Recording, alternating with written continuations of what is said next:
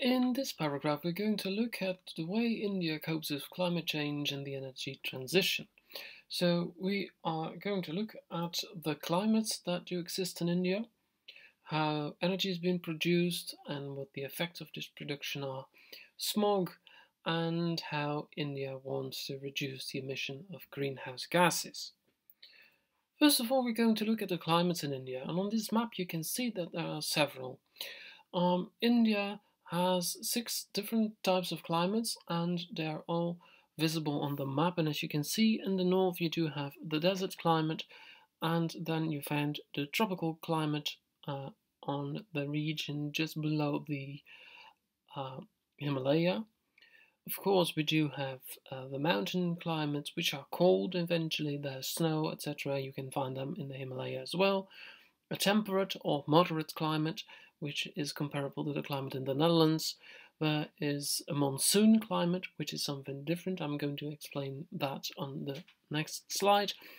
And there's a steppe climate. So you can see that India does have a lot of different types of climates, and that's all because of the fact that India is such a large country. If you compare India to Europe, it's almost the same size.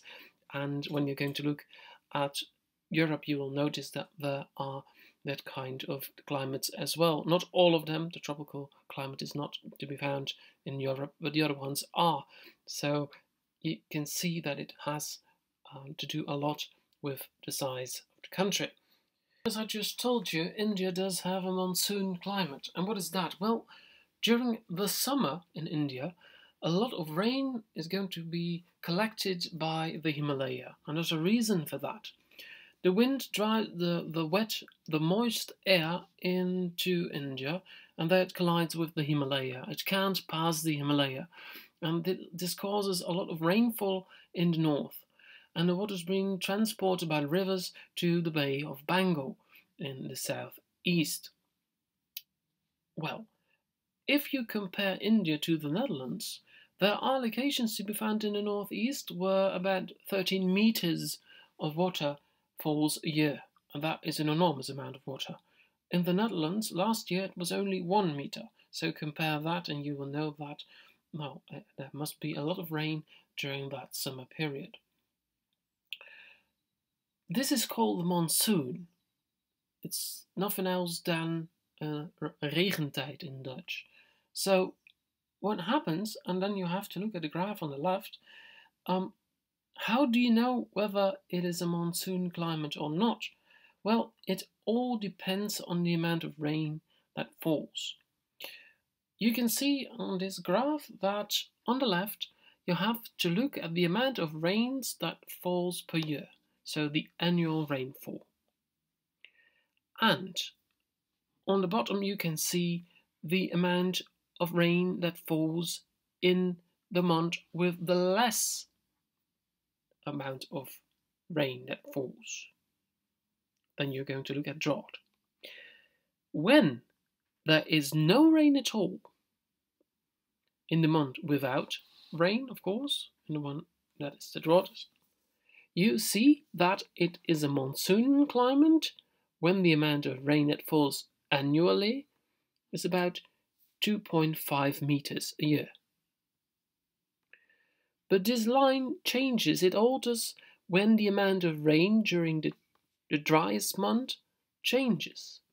So if in the driest month there's about 60 millimeters of water, it means that your monsoon climate starts with only 1 meter a year. So it all depends on the amount of rain that falls during the month which is the driest.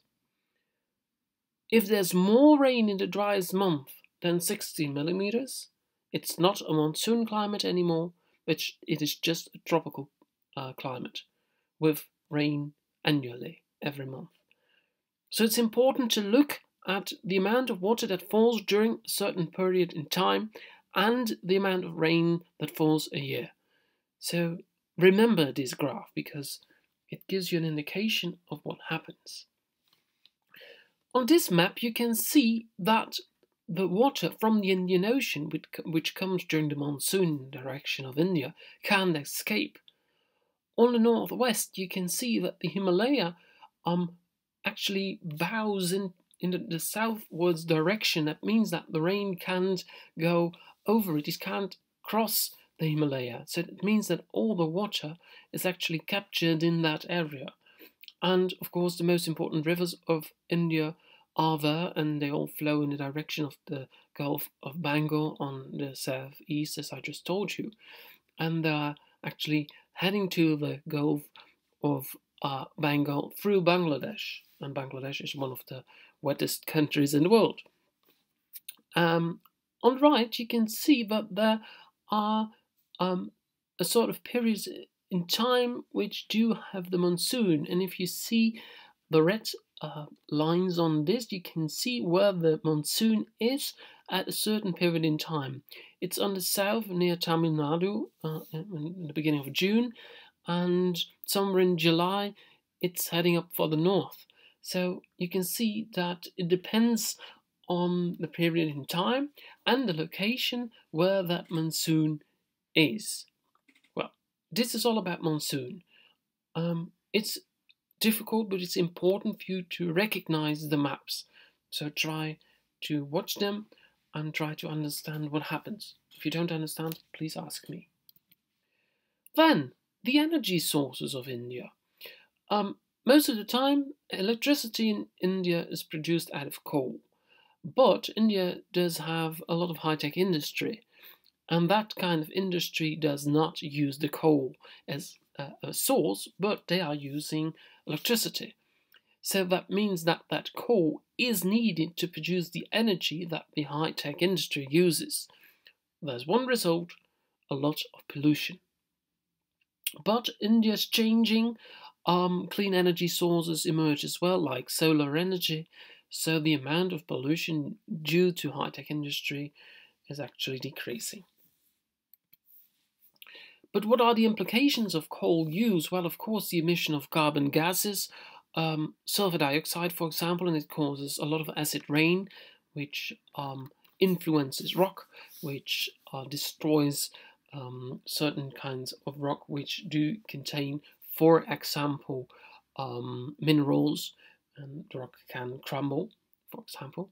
And the burning of coal releases the highest amount of greenhouse gases, so that is the main cause of climate change. And I've given an example on the right what kind of emissions are produced by the burning of coal in Dutch. Coal is of course a non-renewable energy source, and people expect that it will be exhausted around 2080. So they have to find another way of producing their energy pretty soon. Another problem with the burning of coal is that it could create smog. And what is smog? Well, smog is formed due to the reaction that takes place between sunlight and emission from power plants, factories, cars, other resources which use, of course, fossil fuels. And most of the time, when it's, for example, in a valley, the city is in a valley, the wind cannot blow away these gases, so they remain in the valley. And the result is that an enormous amount of non-moving polluted air is hanging above that valley, and gases, dust and smoke can't escape. And you might have seen pictures of cities with a lot of smog above it. It's just like when you're driving around in fog, but fog is not caused by the emission of CO2, but because of differences in the temperature in the air. And in this case, you're just looking at an enormous amount of, for example, CO2. And of course, India wants to reduce this. And how do they want to reduce the emission of greenhouse gases? Well, they set climate goals, just like the Netherlands did. And what they wanted is that in 2030, 40% of the energy production should be climate neutral. That's okay, because in that case, they just emit less polluted gases. And and they want to invest in big and small solar energy projects. For example, in the south in Tamil Nadu, a solar plant with 2.5 million panels had been opened recently. And on the other hand, in a small scale, farmers can get subsidy to buy solar panels, which is of course important because most of the farmers don't have electricity yet.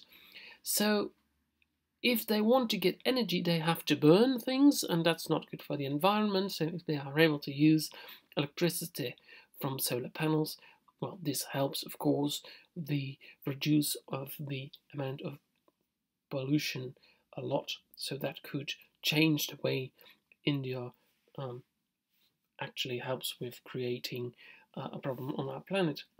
Of course, do remember, in India, 1.4 billion inhabitants. So if they reduce their emission, it could have an enormous influence on the amount of greenhouse gases on our planet. Okay, that was it.